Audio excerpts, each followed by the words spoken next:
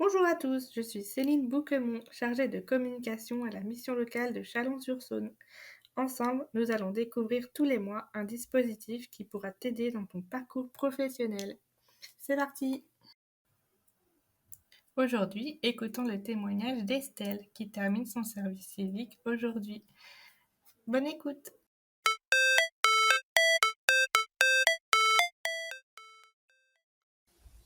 Donc, bonjour Estelle. Tout d'abord, peux-tu te présenter rapidement, s'il te plaît? Alors moi, du coup, je m'appelle Vernier Estelle, j'ai 18 ans. Je suis volontaire chez Unicité depuis le 16 octobre 2022 jusqu'à demain, donc le 15 juin 2023. Ok. Et moi, du coup, ma mission pendant ces 8 mois, c'était ambassadeur du code. Donc moi, mon but, c'était d'interagir, d'aller dans les écoles primaires à Chalon et d'apprendre la programmation aux enfants de 6 à 11 ans. Et voilà, nous, notre but, c'était d'aller là-bas dans donc, un petit groupe de 3 ou 4, interagir, apprendre la programmation aux enfants. On leur faisait faire des petits jeux aux enfants, sur tablette et aussi hors tablette, bien sûr.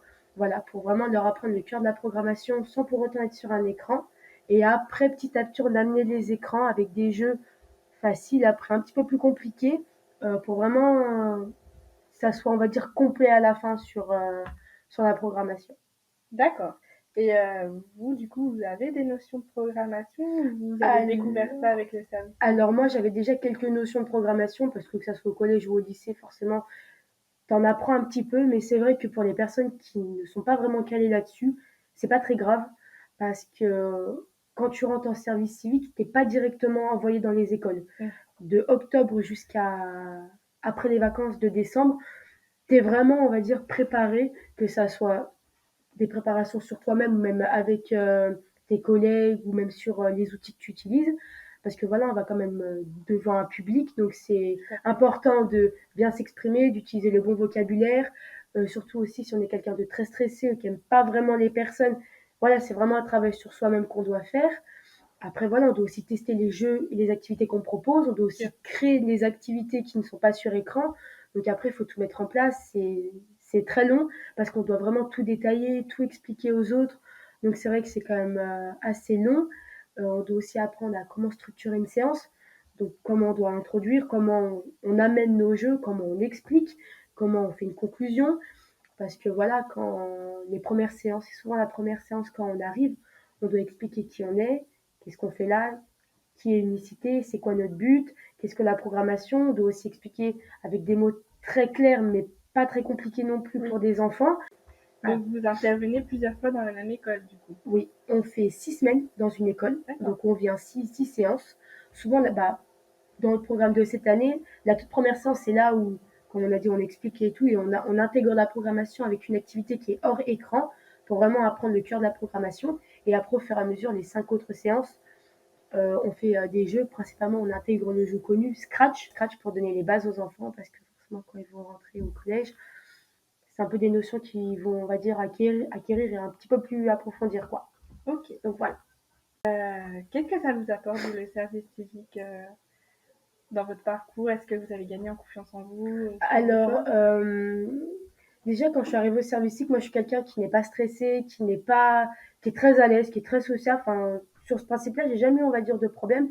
Mais c'est vrai que je pense que le service civique m'a peut-être fait prendre encore un peu plus en maturité, parce que forcément, on a des responsabilités, on est avec des enfants, on nous donne des choses à faire. Donc, je pense que oui, ça m'a fait grandir et ça m'a fait encore plus prendre en maturité. Malgré que je l'étais déjà, j'ai, on va dire, évolué sur ce côté-là. Ok. Donc vous recommanderiez le service civique à vos amis? Oui. Ouais. Oui, honnêtement, oui, je recommande totalement le service civique parce que si on est une personne qui ne sait pas vraiment ce qu'elle veut faire, si on va dire elle est un petit peu perdue et qu'elle a un petit peu des projets mais qu'elle n'est pas trop sûre, pourquoi pas aller au service civique, que ça soit celui-là ou même un autre, hein, pourquoi pas s'engager, parce que déjà ça permet aux autres, enfin même à nous-mêmes, de ne pas rester à rien faire. Tout à fait. Parce que c'est vrai que quand on reste à rien faire, après c'est compliqué de retourner dans la vie, que ça soit au collège, dans l'école, enfin peu importe, c'est très compliqué de se réinsérer dans une vie professionnelle après. Donc c'est bien, ça garde une activité. Et en plus, on est suivi. On peut avoir des mentors, on est suivi même par notre coordinateur ou notre coordinatrice, peu importe. On est suivi et c'est vrai que ces personnes peuvent nous aider dans notre projet professionnel à côté.